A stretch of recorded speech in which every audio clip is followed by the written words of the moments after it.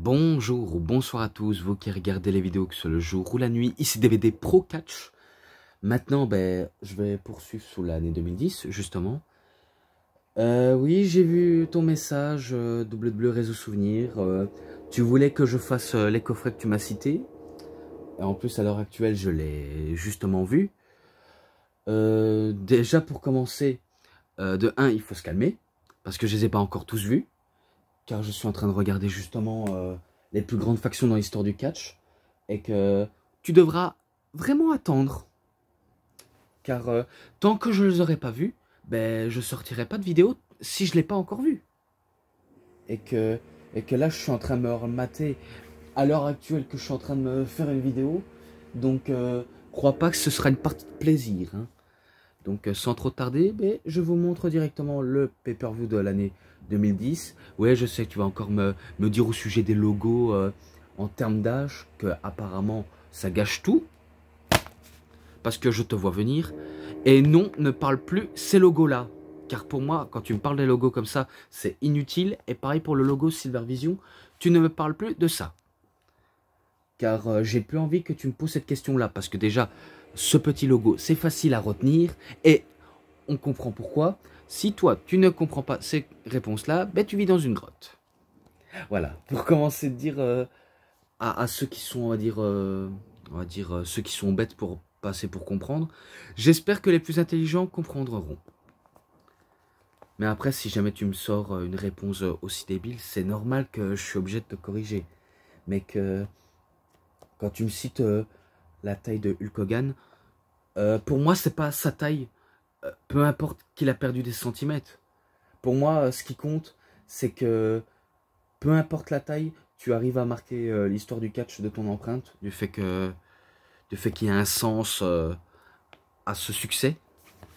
Mais bon, j'ai pas envie de trop m'attarder sur le cas d'Hogan et trop ce que tu veux jouer comme philosophe un peu random, mais je poursuivrai ça.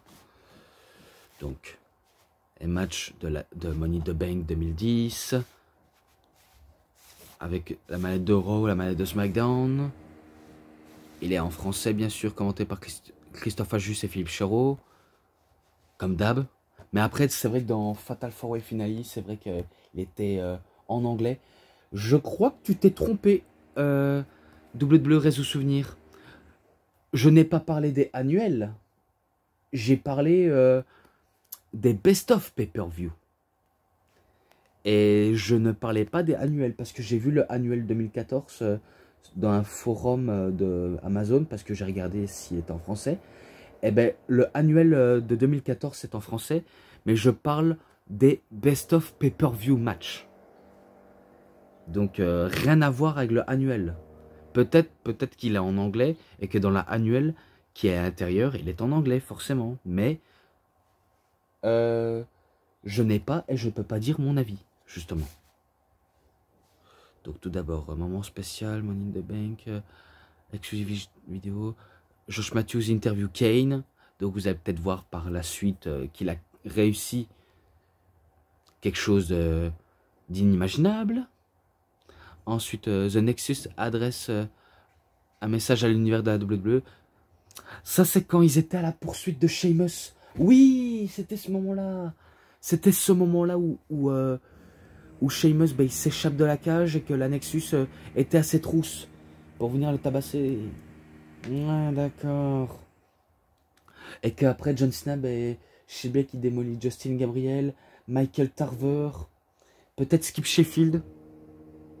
Ouais, d'accord, c'est même là. Ah, au moins les erreurs, ça corrige. Et non, je ne parlerai pas des logos. Qu'est-ce que ça veut dire? Si tu sais pas ce que ça veut dire, regarde dans tes films, tu verras de quoi je veux parler. Car moi, je comprends absolument très très bien.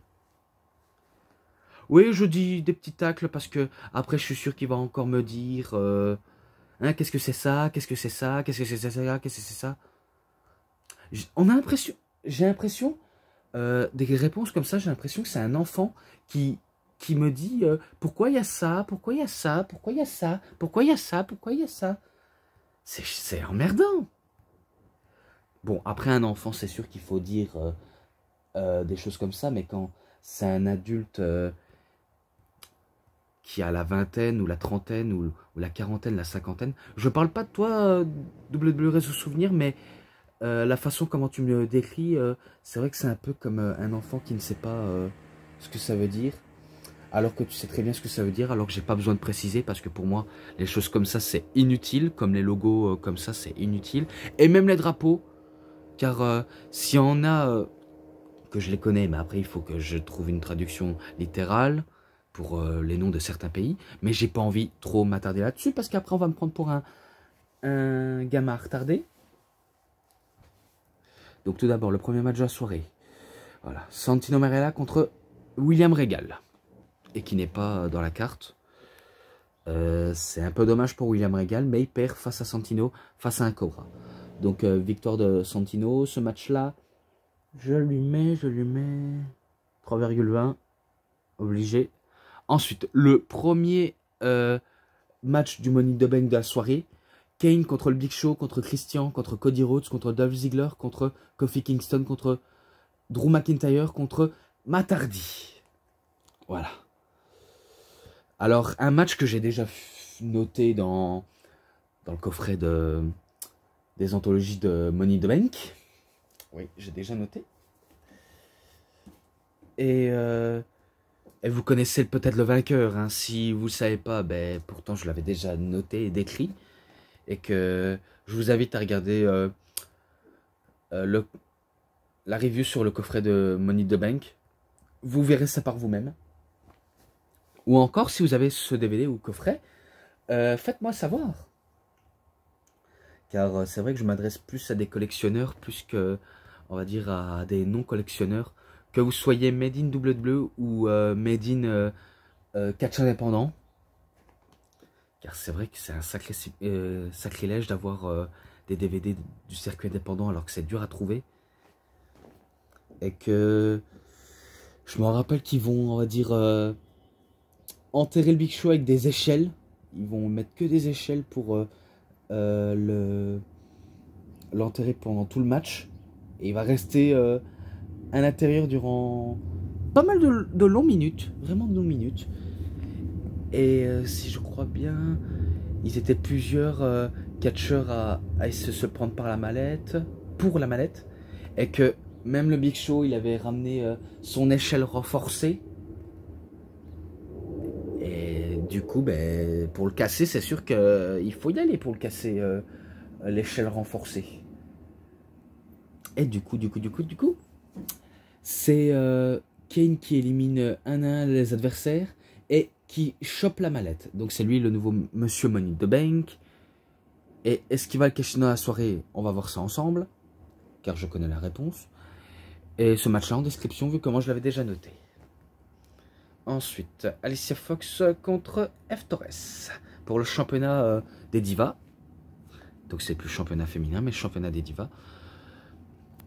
C'était, attendez, c'était Alicia Fox, la championne, qui avait réussi à battre F. Torres et deux autres dans un Fatal 4-Way Finale lors du même show que je cite. Oui, donc elle va le défendre successivement face à justement F. Torres. Donc oui, elle le bat F. Torres et ce match-là 3,20. Ensuite, pour continuer, la Hart Dynasty, David Hart Smith, Tyson Kidd, accompagné par Natalia, qui sont les champions par équipe, justement, c'était pour les titres, contre les Usos, Jimmy et Jay, accompagnés par Tamina. Un sacré affrontement entre les deux clans, enfin les deux factions, les deux clans, ce que vous voulez, mais c'était, on va dire, ça allait à 200 à l'heure, entre les Usos qui sont hyper rapides, agiles, et Tyson Kidd aussi en est également, même si David Hart Smith, lui, il mise beaucoup plus sur sa puissance et technique, mais il suit quand même pas mal le rythme aussi. Et que les deux filles à l'extérieur, ben, eux, ils ne font pas partie du match, mais pour encourager leur équipe préférée. De toute façon, pour Natalia, c'est logique, vu comment la Hart Dynasty, ben, c'est une Hart, même si elle a des origines Neidhart de la part de son père, Neidhart. Donc oui, c'est Natalia Neidhart. Pour ceux qui l'ont Pour ceux qui essayent de me faire préciser, alors que je sais déjà. Et pour ceux qui ne savaient pas, ben, je vous invite à aller voir sur Wikipédia, aussi pour leur nom, leur palmarès, également. Vous apprendrez plus sur certains catcheurs. Ah, parce qu'on veut que j'apprends sur Wikipédia. Mais le problème, si quelqu'un me fait rappeler, je serai obligé de vous répondre de manière ironiquement et sévèrement, pour vous dire que je suis déjà allé sur Wikipédia et je sais déjà. Comme on me demanderait d'aller sur Amazon et qu'on me dit qu'un certain DVD est en français alors qu'en vérité c'est en anglais et qu'il n'existe pas d'autres versions françaises. Hein? Donc je m'adresse bien à celui qui a fait une faute très grave. Bref, il n'en est pas à sa première ni à sa dernière tentative. Ou encore que je n'ai pas fait de review sur un coffret alors que j'ai déjà fait de review. Alors qu'on me dit de me relis. Ah, je vous dis, quand on me dit quelque chose qui me contrarie, je n'ai pas ma langue dans ma poche. Mais là, ce n'est pas, on va dire un tacle ouvert et sévère. Là, il me demande, cinéphile, anciennement cinéphile, de faire des reviews sur certains coffrets. Mais le problème est, moi, quand je me suis maté la plupart des pay-per-view entre 2000, enfin, un de 2008, 2009, 2010, de 2011 et un de 2013, forcément, je me suis maté. Bien sûr que je vais faire des reviews, mais une chose à la fois. Et que la plupart y attendront. Et que c'est comme ça. Sans trop tarder, si ce n'est que c'est victoire de la Hart Dynasty. Je mets 3,5 ce match-là. Voilà. Ensuite, Rey Mysterio contre Jack Swagger. Voilà. Pour le titre de champion du monde. Et c'était... Ah ouais, Rey Mysterio qui était le champion, vu comment il avait remporté face à un Fatal 4-Way. Et que Jack Swagger rêve de récupérer le titre qui lui appartient. Donc il veut battre Mysterio pour ce titre. Et il va pas le faire de cadeau, vu comment il a le Ankle Lock dans son arsenal, Jack Swagger. Donc c'est sûr, il va pas plaisanter à ce coup-là. Mais il va pas non plus, on va dire, récupérer son titre, Jack Swagger, vu comment il perd face à Rey Mysterio avec un 619 et un splash au niveau de la troisième corde ou un springboard au niveau des cordes seulement. Donc il bat Jack Swagger. Ce match-là, allez, 3,40. Voilà. Et il n'aura pas le temps de célébrer sa victoire de son match, Rey Mysterio, vu comment Monsieur Money in the Bank arrive pour cash in sa mallette bleue. Donc il n'aura pas le temps de célébrer sa victoire. Vu comment Kane, un coup que la cloche sonne, eh ben, je crois qu'il fait directement un chokeslam. Et il bat justement Rey Mysterio. Donc ce match-là, il était quand même rapide. Je mets, allez, malgré qu'il était très court, je lui mets 3,20. Voilà, je mets 3,20. Vu comment un des matchs que j'ai jamais noté. Ensuite, match féminin. Layla accompagnée par Michelle McCool contre Kelly Kelly. Et qu'elle est accompagnée par Tiffany. Ouais, la générale manageuse anciennement de la ECW. Et que maintenant, ben, elle se retrouve en tant que manageuse. Je pense qu'elle a rien fait de spécial, Tiffany. Je pense pas du tout qu'elle a fait quelque chose de spécial. Mais je me rappelle entre le niveau entre Kelly Kelly et Layla, c'est vrai qu'il y a une différence. C'est vrai que Layla, elle est quand même, elle catch quand même bien. Même si c'est pas non plus très up, très haut. Mais que Kelly Kelly, c'est vrai que ça n'a jamais été une très grande catcheuse, si ce n'est que ça lui arrive de temps en temps d'être un peu badass de temps en temps, mais ce n'est pas non plus l'une des meilleures catcheuses ever. Et que ce match-là, ben, c'est un peu le baissement de rythme qui m'a un peu gêné dans ce match. Donc ce match-là, je lui mets un 3,10 et que c'est victoire de Layla. Elle conserve son titre. Ensuite, match pour la mallette Money in the Bank, mais du côté de Raw. Vu comment on était passé du côté de SmackDown, maintenant c'est du côté de Raw. Le Miz contre Chris Jericho, contre Edge, contre Evan Bourne, contre John Morrison, contre Mark Henry, contre Ted DiBiase, contre Randy Orton. Bref, ce match était très énorme, vraiment énorme. Et que la plupart des catcheurs vont nous livrer une très belle performance. Vraiment. C'est pas vraiment du vantardisme, mais il était plutôt cool ce match-là, vraiment très cool. Et si je pense bien, sans m'être trompé à ce point-là, c'est... attendez, victoire de The Miz qui fait tomber de l'échelle Randy Orton alors qu'il se faisait guillotiner et qui remporte la mallette. Bon, après, il s'est passé tout, hein, mais j'ai envie d'aller accélérer les rythmes. Et que après, ben, le Miz, à coup qui célèbre sa victoire, ben, il fait une promo avec des dialogues avec le public, en disant tous ceux qui me trouvaient overrated, tous ceux qui ont dit que je n'arriverai jamais au bout, eh ben regardez-moi bien, j'ai bien et bien réussi, car je suis le Miz et je suis exceptionnel. Awesome. Voilà. Donc ce match-là en description aussi. Ensuite, le main event, Sheamus contre John Cena dans un match en cage pour le championnat de la WWE. Brutal, vraiment brutal, même si Sheamus a brutalisé durant tout le long John Cena. Mais que John Cena, malgré qu'il se fait brutaliser, il répond quand même aux attaques de Sheamus. Et il va pas le laisser, on va dire, l'avantage honnêtement et sincèrement.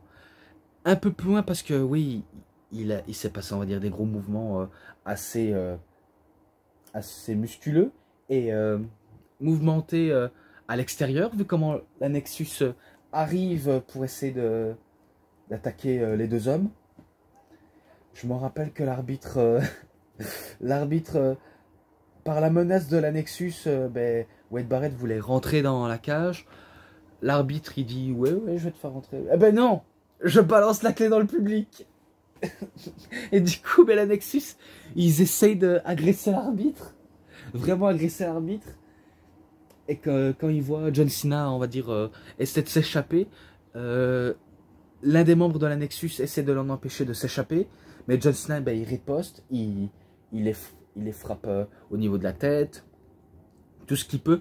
Tandis qu'ils étaient concentrés sur John Cena, pardonnez-moi, et ben, Sheamus, ben, il va, on va dire, se dégager discretos.